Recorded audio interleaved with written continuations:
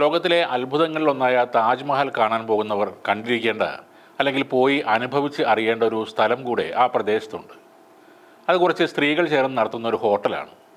ആഗ്രയിലും ലക്നൌവിലുമുള്ള ഷീറോസ് hang ഔട്ടുകൾ എന്ന് പറയുന്നത് അതിജീവനത്തിൻ്റെ കഥയാണ്. ഈ ഹോട്ടലിൽ ബില്ലില്ല എന്നതാണ് ഒരു പ്രത്യേകത. ഇഷ്ടമുള്ള ഭക്ഷണം കഴിക്കുക, എന്നിട്ട് നിങ്ങൾക്ക് ഇഷ്ടമുള്ളൊരു തുക ബില്ലായി നൽകുക. അതാണ് ഷീറോസിൻ്റെ സിസ്റ്റം. കൂടാതെ ഫ്രീ ആയി തന്നെ അവിടെ വൈഫൈയും ഉണ്ട്. ഇത് കേട്ടറിഞ്ഞ പലരും അവിടെ പോകാറുണ്ട്. പക്ഷേ കഴിച്ച ഭക്ഷണത്തിന് വരുമായിരുന്ന ബില്ലിനേക്കാൾ കൂടുതൽ പണം കൊടുത്തിട്ടേ നിങ്ങൾ അവിടെ നിന്നും ഇറങ്ങിപ്പോരുകയുള്ളൂ. അവിടെ കൂടുതലായും വിദേശികളെ നിങ്ങൾക്ക് കാണാൻ സാധിക്കും. ഷിറോസിലെ നല്ലൊരു പങ്ക് കസ്റ്റമേഴ്സും വിദേശികളാണ്. നിങ്ങളുടെ മുന്നിലേക്ക് ഫുഡിൻ്റെ ഓർഡർ എടുക്കാൻ വരുന്ന പെൺകുട്ടിയെ നോക്കുമ്പോഴാണ് ഷിറോസ് ഹോട്ടൽ എന്താണെന്ന് നിങ്ങൾ തിരിച്ചറിയുന്നത്.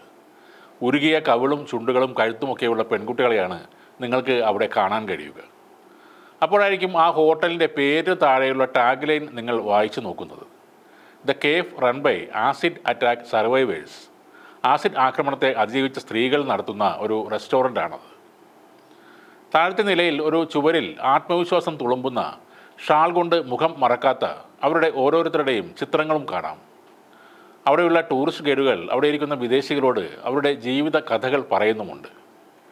14-ാം വയസ്സിൽ രണ്ടാനമ്മയിൽ നിന്ന് ആസിഡ് ആക്രമണം നേരിട്ട രൂപ, സ്വത്ത് തർക്കത്തിനിടെ സഹോദരങ്ങളിൽ നിന്നും ആസിഡ് ആക്രമണം നേരിട്ട ഋതു, രണ്ടാമതും പെൺകുഞ്ഞിന് ജന്മം നൽകിയതിൻ്റെ പേരിൽ ഭർത്താവ് ആസിഡ് കൊണ്ട് ആക്രമിച്ചപ്പോൾ സ്വന്തം കുഞ്ഞും കയ്യിൽ കിടന്ന് ആസിഡിൽ പൊള്ളി മരിച്ച കാര്യം ഇന്നും വിശ്വസിക്കാത്ത ഗീത. അങ്ങനെ കഥകൾ നിരവധിയാണ്. ഭക്ഷണം കഴിച്ച് കൗണ്ടറിൽ എത്രയായെന്ന് നിങ്ങൾ ചോദിക്കുമ്പോൾ ഇഷ്ടമുള്ളത് തന്നാൽ മതി എന്നാണ് അവർ പറയുന്നത്. മനുഷ്യത്വമുള്ളവർ ആവുന്നത്രക്ക് പൈസ ആ കൗണ്ടറിൽ കൊടുക്കും എന്നത് തീർച്ചയാണ്. ബാഹ്യ സൗന്ദര്യത്തെക്കാൾ എത്രയോ വലുതാണ് ആത്മസൗന്ദര്യം എന്ന തിരിച്ചറിവാണ് അവിടെ നിങ്ങൾക്ക് ലഭിക്കുന്നത്. ആഗ്രയിലെ ഏറ്റവും വൃത്തിയുള്ള ഹോട്ടലുകളിൽ ഒന്നുകൂടിയാണ് ഷീറോസ്.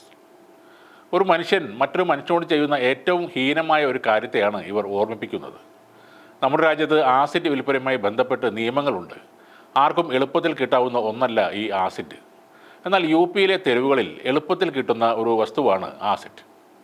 പ്രണയം നിരസിക്കപ്പെട്ടാൽ, പെൺകുഞ്ഞിനെ പ്രസവിച്ചാൽ, പുരുഷ മേധാവിത്വത്തെ ചോദ്യം ചെയ്താൽ, ഉയർന്ന ജാതിക്കാരെ പ്രേമിച്ചാൽ, അങ്ങനെ നിരവധി കാരണങ്ങളാൽ നിങ്ങൾക്ക് നേരെ ആസിഡ് ആക്രമണം ഉണ്ടായേക്കാം. ആസിഡ് ആക്രമണ ഇരകൾക്ക് എല്ലാ ആനുകൂല്യവും നൽകാനാണ് സുപ്രീം കോടതി പോലും പറയുന്നത്.